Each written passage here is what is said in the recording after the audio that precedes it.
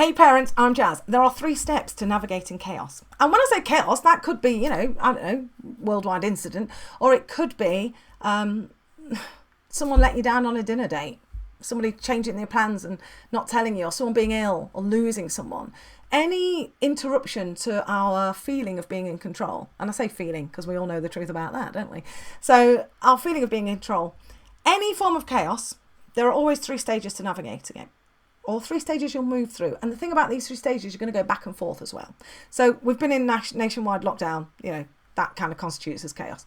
The first stage is shock, anger, denial. Like, oh my gosh, it can't be happening. And I remember when they first declared, oh yeah, we're gonna close schools. And I'm like, no, we're not gonna, what? It's just that shock, that huge adjustment. Like when someone dies, when someone you close to you dies, your world falls apart. But the actual world keeps going. Well, this is the opposite.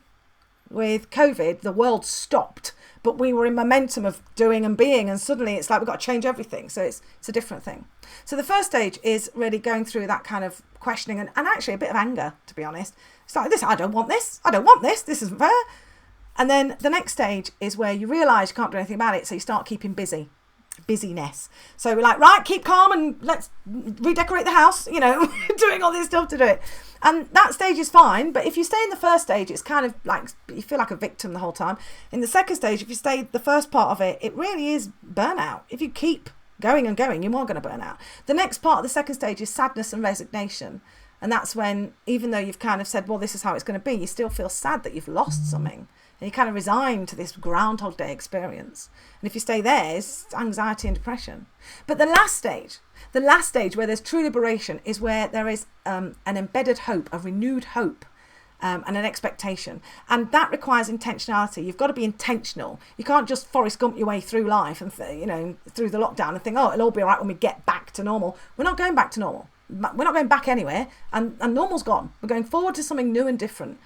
But the good news about that is you get to redefine life on your terms.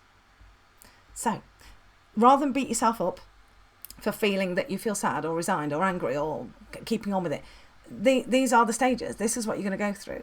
The most important thing is that you don't stay in one stage. You know that there's another stage you can go to, because when you get to the golden end stage of renewed hope, that's when you can have more impact as a parent, more influence, and live a more fulfilled life.